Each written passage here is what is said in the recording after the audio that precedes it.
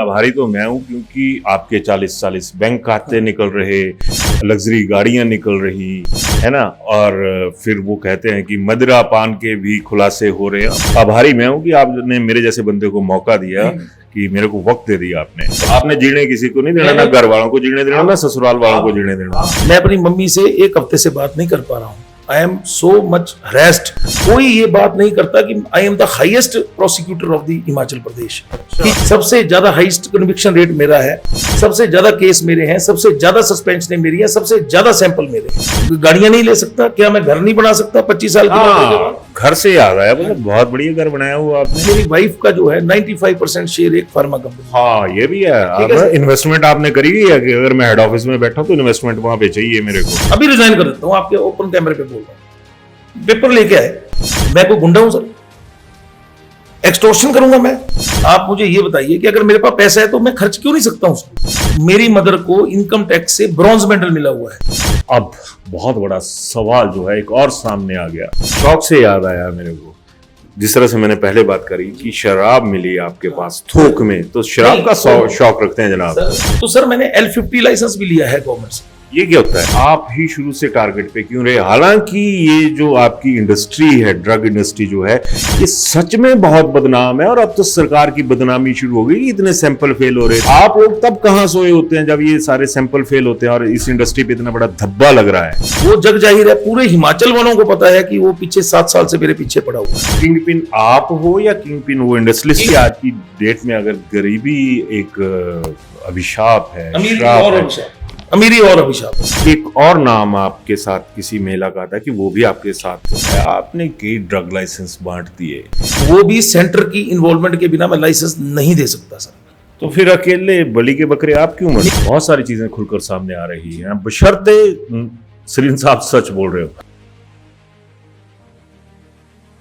निशांत सरीन आजकल ये नाम खूब चर्चा में है, और इनके नाम के अर्थ की बात करूं कि निशा का अंत यानी रात का अंत, और प्रभात के बाद अगर ये कहें कि उजाला। लेकिन ये निशांत ऐसे है कि जो निशा है वो इनका पीछा नहीं छोड़ रही है। और सबसे बड़ी बात ये भी है कि 2007-8 के करीब से ये चर्चाओं में आने शुरू हो गए थे। चर्चाएं नेगेटिव पॉजिटिव सब चलती हैं, लेकिन इन दिनों ये एक तरह से ये कहें कि दिखाया जा रहा है या दिखाने की कोशिश हो रही है कि इनसे बड़ा करप्ट आदमी कोई नहीं है, और इनका पक्ष कई मसलों में सामने नहीं आ पा रहा है।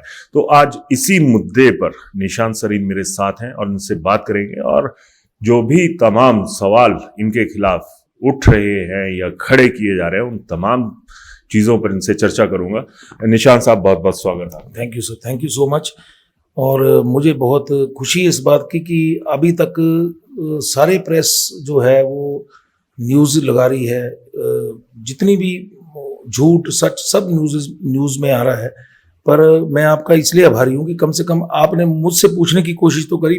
मेरा वर्जन तो आज तक किसी ने एक भी प्रेस न्यूज़ पे मेरा वर्जन नहीं लिया। आई डोंट नो कि उनका इंटरेस्ट क्या है, पर मतलब एक नेचुरल जस्टिस ये होता है कि अगर आपके खिलाफ कोई न्यूज आती है तो आप दूसरे का वर्जन भी आपको लेना चाहिए।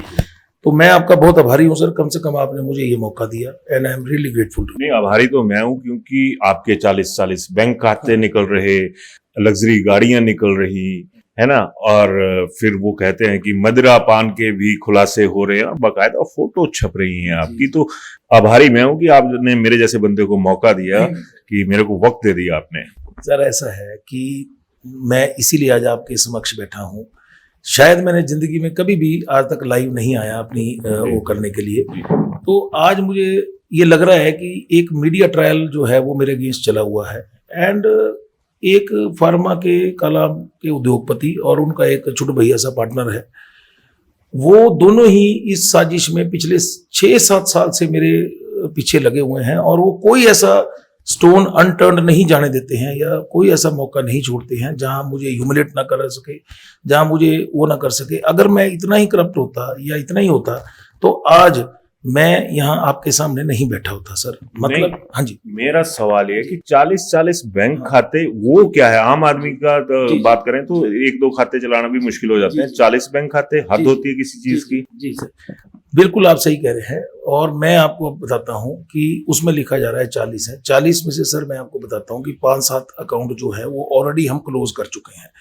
क्या होता है कि कोई हमारे दोस्त आ जाते हैं, उन्होंने बोला कि यार मेरे से अकाउंट खुलवा लो। हाँ, ये सर्कल है आजकल की, मेरी नौकरी का सवाल है, एक अकाउंट खुलवा लीजिए। वही बिल्कुल सही।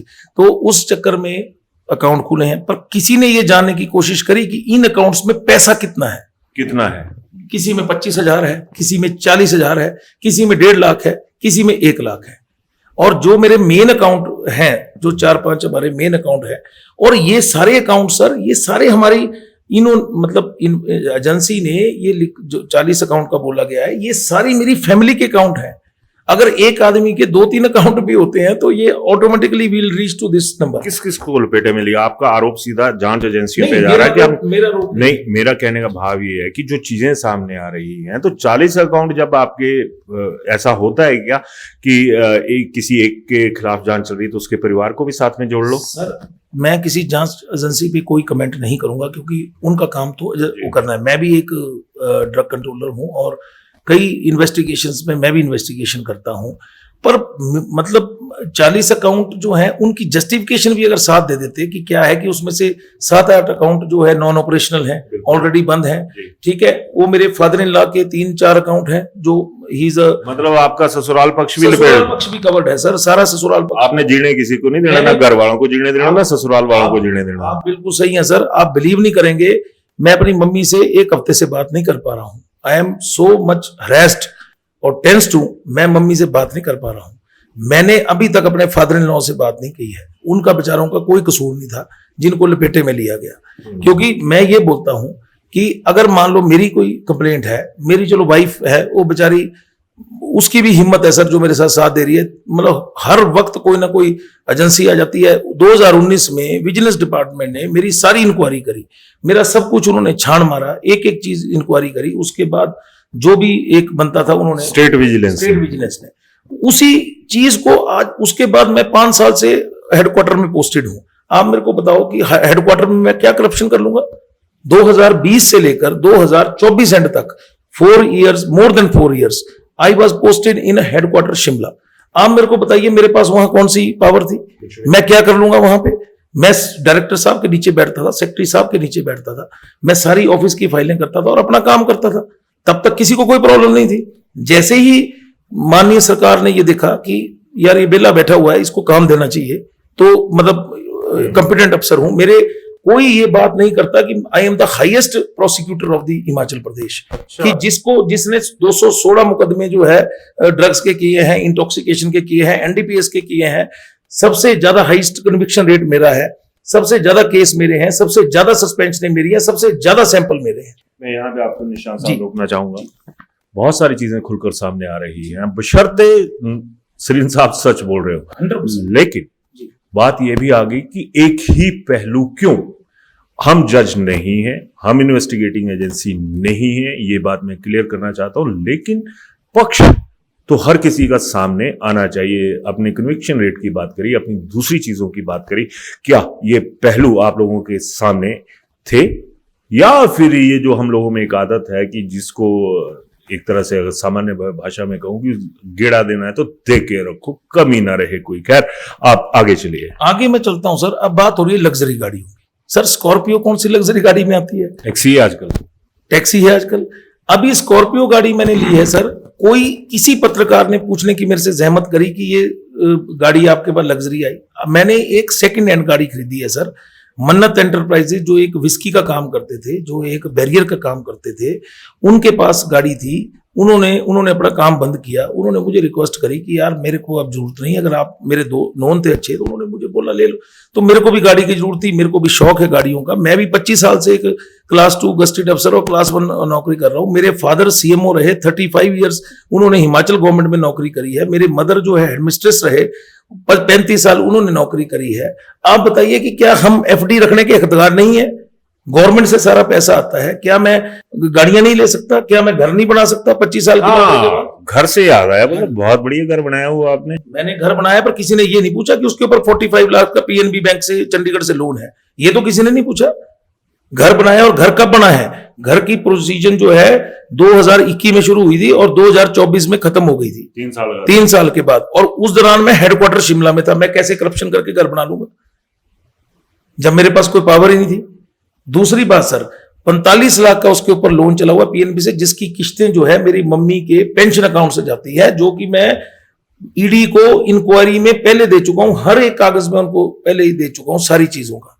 और वो काफी हद तक वो सेटिस्फाई भी थे मेरी जो सबमिशन से। सारे बैंक सबमिशन इग्नोर क्यों हुई है आपकी? वो मैं कमेंट नहीं कर सकता सर, अब मे बी कोई चलिए लगा होगा। हाँ जी। उसके बाद सर लग्जरी गाड़ियां, अब लग्जरी गाड़ियों में मैंने आपको स्कॉर्पियो का बता दिया सर, मात्र 15 लाख रुपए में गाड़ी लिखी, 32 लाख पूरे प्रेस में चला हुआ है सर। एक गाड़ी मेरे पास 2020 की है जो मेरी मिसेज के नाम है, वो गाड़ी मैंने 2020 में ली थी और उसमें 8 लाख रुपए का मेरा पीएनबी का बैंक लोन है, जिसकी स्टेटमेंट मैं ऑलरेडी एक बार ईडी को दे चुका हूं। और पुरानी गाड़ी जो क्रेटा हमारे पास थी, जो सेकंड हैंड हमने किससे ली थी, उसको बेचने के बाद वो मैंने गाड़ी वहां पे ली थी।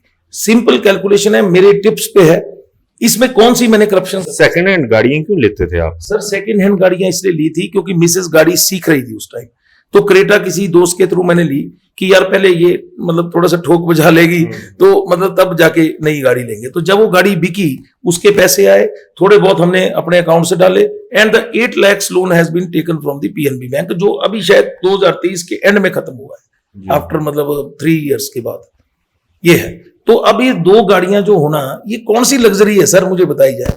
अभी एक प्रेस में मैं पढ़ रहा हूं, मतलब इतना मैं फ्रस्ट्रेटेड हो चुका हूं इन न्यूज़ से, पता नहीं कौन सी मुहिम में लोग चलाना चाह रहे हैं। मेरे को कहते हैं कि मेरी वाइफ का जो है 95% शेयर एक फार्मा कंपनी। हाँ ये भी है। इन्वेस्टमेंट आपने करी है कि अगर मैं हेड ऑफिस में बैठा हूं तो इन्वेस्टमेंट वहां पे चाहिए मेरे को। सर आप ये बताइए कि कोई पेपर तो बनता होगा। हाँ, कि बिना पेपर के हो जाएगी? 95% का तो कोई नहीं बनाएगा। एक आदमी पेपर ले आता है, मैं आज रिजाइन कर दूंगा, अभी रिजाइन कर देता हूं, आपके ओपन कैमरे पे बोल रहा हूं। पेपर लेके आए, मेरी वाइफ जो है she is working in consumer court Chandigarh, ठीक है जी, वो अपना काम करती है, बच्चे देखने होते हैं घर में, हमारे को 36 काम है।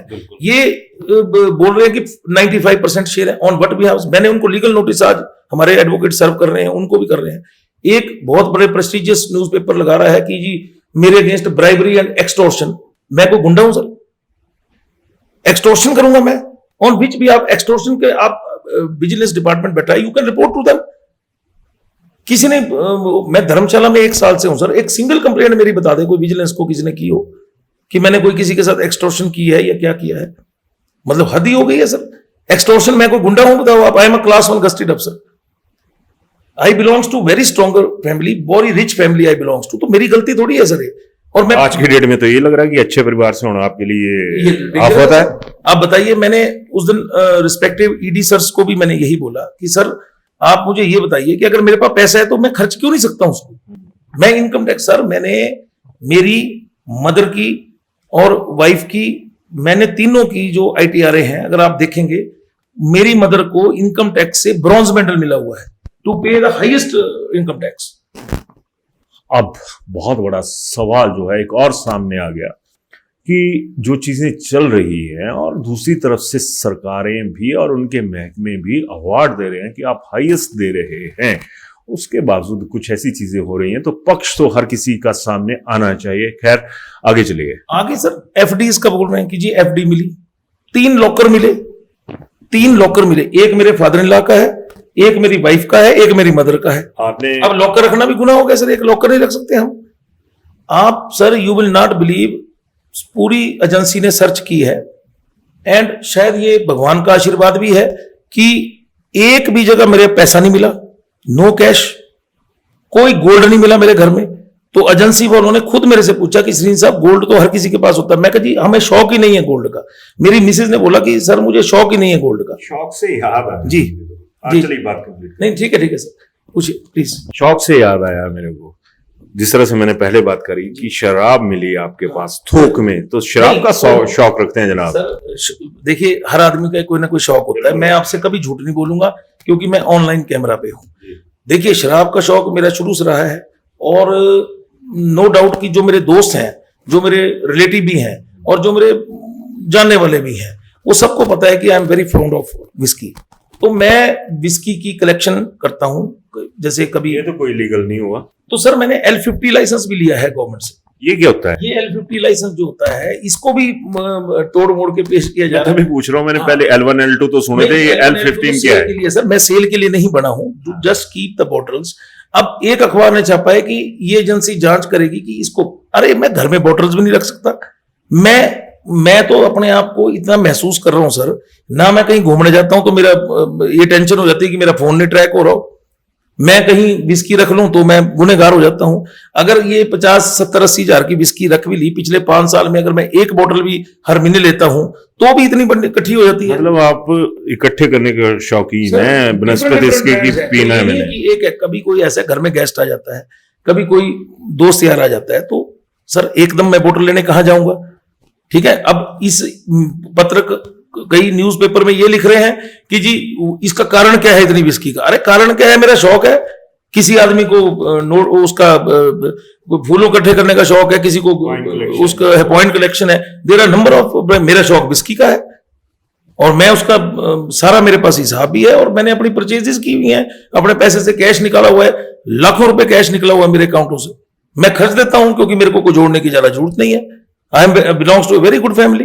अच्छा निशांत भाई, मेरे को एक बात बताओ कि आप ही शुरू से टारगेट पे क्यों रहे? हालांकि ये जो आपकी इंडस्ट्री है, ड्रग इंडस्ट्री जो है, ये सच में बहुत बदनाम है और अब तो सरकार की बदनामी शुरू हो गई। इतने सैंपल फेल हो रहे, दवाइयों के इतने सैंपल फेल हो गए, उतने सैंपल फेल हो गए। तो अगर उन चीजों को देखा जाए तो आप लोग तब कहां सोए होते हैं जब ये सारे सैंपल फेल होते हैं और इस इंडस्ट्री पे इतना बड़ा धब्बा लग रहा है? सर हमारी सरकार, मतलब जो भी हमारे जो डिपार्टमेंट है, तो वो पूरी इस वक्त हम मेहनत कर रहे हैं कि ये इस पे हम काबू पाए और सेंटर वाले भी हमारे साथ पूरा एसोसिएट कर रहे हैं। और उसी लिहाज से एक जो हमारे वर्दी drug controller general of India है, उन्होंने RBI चलाई हुई है रिस्क बेस्ड इंस्पेक्शन, जिसमें सेंटर और स्टेट के ऑफिशियल्स होते हैं और वो सारी कर रहे हैं और वो बहुत अच्छा काम भी कर रहे हैं और हम लोगों ने काफी हद तक इस पे काबू भी पा लिया है। पर प्रॉब्लम क्या है कि हमारे पास थोड़ी सी लैक ऑफ इंफ्रास्ट्रक्चर है, थोड़ा वो है, इस वजह से हम थोड़ा सा कई बार डिले हो जाते हैं। पर ऐसा नहीं है कि हमने इस पे काबू नहीं पाया, हमने बहुत ज्यादा सब स्टैंडर्ड को कंट्रोल किया है। और जैसा आपने मेरे से पहले पूछा कि वो है, उसमें सर एक उद्योगपति है कालाम का, वो जग जाहिर है, पूरे हिमाचल वालों को पता है कि वो पीछे 7 साल से मेरे पीछे पड़ा हुआ है। किंगपिन आप हो या किंगपिन वो इंडस्ट्रियलिस्ट है? किंगपिन वो इंडस्ट्रियलिस्ट है, उसके साथ हमारे एक पूर्व अधिकारी जो हमारे ड्रग के थे वो उसके साथ एसोसिएटेड है और एक दलाल है जो वो दलाली का काम करता है। वो उसका काम यही है कि उधर सेटिंग कर, इधर सेटिंग कर, मेरी कंप्लेंटें कर, एजेंसियों से एजेंसियों, अच्छा एजेंसियों की आप बात कर रहे हैं सर, एजेंसियों की कोई गलती कहीं से नहीं होती। क्यों? क्योंकि उनको गुमराह किया जाता है।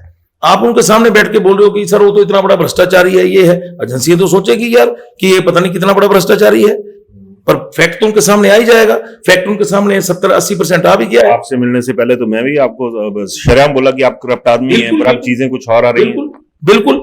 अब जिसके पास 7 जगह रेड होने के बाद 1 रुपया नहीं मिला, 7 जगह रेड होने के बाद 1 गोल्ड नहीं मिला, 7 जगह होने के बाद मेरे पास कोई लीगल प्रॉपर्टी नहीं है, सारी प्रॉपर्टी डॉक्यूमेंटेड और इनकम टैक्स में रिपोर्टेड है, तो मैं इससे ज्यादा क्या करूं सर? अब डेफेमेशन, मैं ये मानूं कि आज की डेट में अगर गरीबी एक अभिशाप है, अमीरी और अभिशाप है सर, और साथ साथ सरकारी अफसर होना और अच्छे घर से होना, ये तो बहुत बड़ा अभिशाप है। मेरी टी-शर्ट मैंने डाली है, अब मैं इसको अफोर्ड कर सकता हूं, बट मैं गाड़ी, सर आप इसकी लग्जरी, अभी तो लग्जरी गाड़ी ली नहीं है, आई कैन टेक लग्जरी गाड़ी, मैं मर्सिडीज भी ले सकता हूं, पर सारी उम्र हो गई मैं गाड़ी नहीं ले पा रहा हूं कि मैं गवर्नमेंट सेक्टर में हूं। लोग बोलते हैं जी आप नहीं ले सकते, आपको हक नहीं।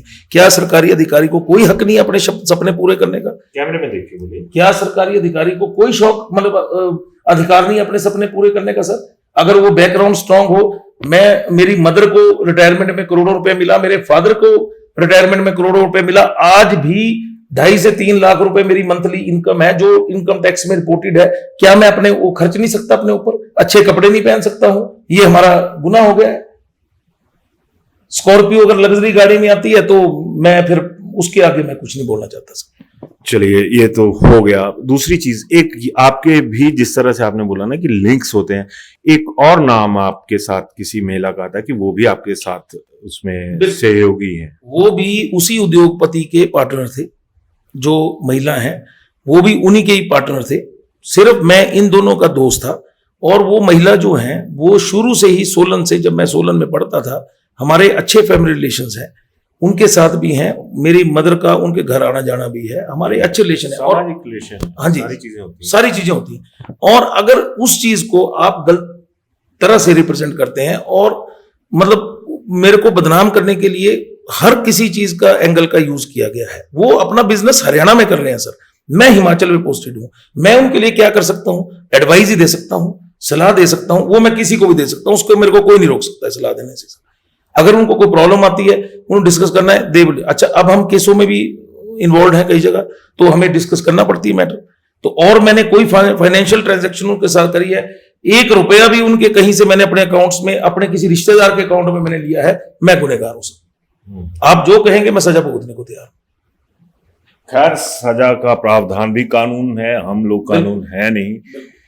सरीन साहब जी सर, एक आरोप आपके ऊपर ये भी है कि ये जो ड्रग्स का कारोबार है, ये एक तरह से कहें तो बिल्कुल हीरो जैसा कारोबार है। आपने कई ड्रग लाइसेंस बांट दिए और बहुत सारी चीज़ें आपने ऐसी कर दी जिससे जो धन्ना सेठ थे वो और धन्ना सेठ होते चले गए, क्योंकि चेक तो आपके इस पर कोई है नहीं, दवाइयाँ आपकी महंगी, आम आदमी मरता है तो मरे, दवाइयों के रेट कम नहीं होते।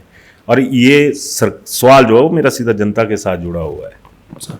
सर ऐसा है कि लाइसेंस देना जो है वो मेरा काम है। और सरकार, हिमाचल सरकार ने ऑनलाइन पोर्टल बनाया हुआ है सर। ऑनलाइन पोर्टल में सिर्फ इसी चीज़ के लिए कि एक आदमी का, हमारे वो ऑनलाइन पोर्टल को सारे हमारे जो अथॉरिटीज़ हैं, जो सीनियर अथॉरिटीज़ हैं, वो सारी सुपर, उनके पास सारे कोड्स हैं, सब करते हैं। क्या मैं आज तक 1 साल के अंदर धर्मशाला में पोस्टेड हूँ, एक आप कोई कंप्लेंट बता दीजिए कि कोई कह दे कि मैंने गलत लाइसेंस दिया है? क्या कोई किसी ने ये लिखा? क्यों नहीं लिखा? क्योंकि there is no documentation. ED ने हमारे यहाँ सर्च की, एजेंसी ने, यहाँ पे जितने भी डॉक्यूमेंट हैं हमने उनको सारे सेटिस्फाई किए।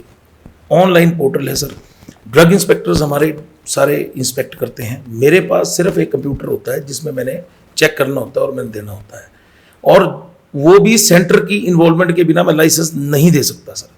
तो फिर अकेले बलि के बकरे आप क्यों मर रहे? वो मैं बता रहा हूँ ना सर, क्योंकि उसमें हमारे जो 2-3 लोग हैं, ये सिर्फ नहीं चाहते कि मैं यहाँ, ये फार्मा इंडस्ट्री से जुड़े हुए लोग, ये फार्मासिस्ट, क्योंकि इनके मैंने सस्पेंड किए हैं लाइसेंस, इनके अगेंस्ट केस दिए हैं। जिस उद्योगपति की मैं बात कर रहा हूँ, ही इज मोस्ट करप्ट, तो वो है ही है, और बहुत ही घटिया किस्म का भी इंसान है। उसने 18 से 20 आदमियों के साथ आज तक दगा की है।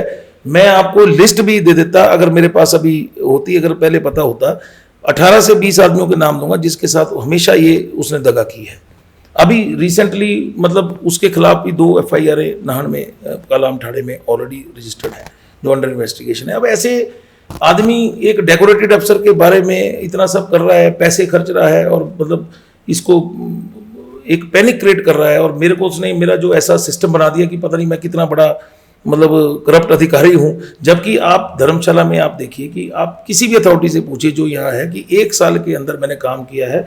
मैंने जो शो काज नोटिस दिए हैं, ड्रग इंस्पेक्टर्स की रिपोर्ट पर देते हैं, सारी इंस्पेक्शंस हमने करी हैं, हमने इंटॉक्सिकेशन को बहुत मायने तक कंट्रोल किया है, उसके लिए हमने बहुत कड़े कदम उठाए हैं। तो शायद इन कड़े कदमों की वजह से कई लोग लिखते भी हैं उल्टा सीधा, तो हम वो बियर कर रहे हैं। बट कम से कम प्रेस से मेरी अनुरोध ये है कि अगर आपने लिखना है तो आप सच्चाई तो लिखिए, आप कम से कम अच्छा तो लिखिए, सच्चाई तो लिखिए।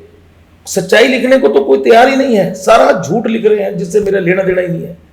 तो इस चीज का मुझे बस इसीलिए आज आपने जो हमें मौका दिया तो मैंने आपके आगे अपनी सारी वो कर दी। कोई और पहलू जो आप सामना आम आदमी के सामने रखना चाहें? सर मैं यही कहता हूं कि इन झूठी खबरों के ऊपर कोई भी इसका कोई मेरा वो ना बनाए, क्योंकि मेरे अगेंस्ट कई कुछ इन्होंने कंप्लेंटें करी, कुछ करी, हमेशा मैं क्लीन चिट होकर निकलता हूं, क्योंकि अथॉरिटीज़ को भी पता है, मेरे हाई ऑफिशियल्स को भी पता है कि मेरे पास मेरे रिगार्डिंग कुछ नहीं निकलता है। सिर्फ वो पैनिक क्रिएट करते हैं। ये जो अखबार में न्यूज़ में चलाया जा रहा है, ये भी कुछ व्यक्तियों द्वारा चलाया जा रहा है जो चाहते ही नहीं है कि मैं यहाँ पे धर्मशाला में नौकरी करूँ और मैं वापस शिमला चले जाऊँ हेडक्वार्टर में, क्योंकि वो डरते हैं कि भाई अगर ये रहा तो ये कोई ना कोई मतलब एक्शन लेता रहेगा। बस ये सारी कहानी है सर। चलिए, जितनी बड़ी इंडस्ट्री उतनी बड़ी बातें। मैं तो एक आम सा आदमी हूँ, इस इंडस्ट्री से अपना कोई लेना देना भी नहीं है, लेकिन बात आ जाती है सरकारों को भी सोचना चाहिए। जिस इंडस्ट्री के दम पर आप अपनी आर्थिकी का जिक्र करते हैं और ये भी बताने में परहेज नहीं करते हैं कि आपको लोगों की सेहत का बहुत फिक्र रहता है, लेकिन फिक्र है कहाँ पे? आपकी इंडस्ट्री लगातार बदनाम हो रही है, अच्छे तरीके से हो रही, बुरे तरीके से हो रही, लेकिन वो सुर्खियों में बनी हुई है। इन सुर्खियों को किस ढंग से आप बदल सकते हैं, किस तरह से इन्वेस्टिगेशन होनी चाहिए, किस तरह से हर व्यक्ति का पक्ष जो है वो सामने आना चाहिए। तो सरकारों का भी ये रोल बनता है कि भरोसा जनता के साथ साथ उस टीम का भी जरूरी होता है जो सरकारी भरोसे पर आगे तैनात होती है। खैर, सरीन साहब ने अपनी बात रखी। आपके सामने कुछ पहलू अच्छे बुरे जो भी आए होंगे उनके ऊपर राय जरूर दीजिएगा और ये भी बताइएगा कि ये जो हालात हैं इसमें इनकी हालत क्या है और इनकी इंडस्ट्री से जुड़े हुए जो प्रोडक्ट्स हैं उनकी वजह से आम आदमी की हालत क्या है। धन्यवाद।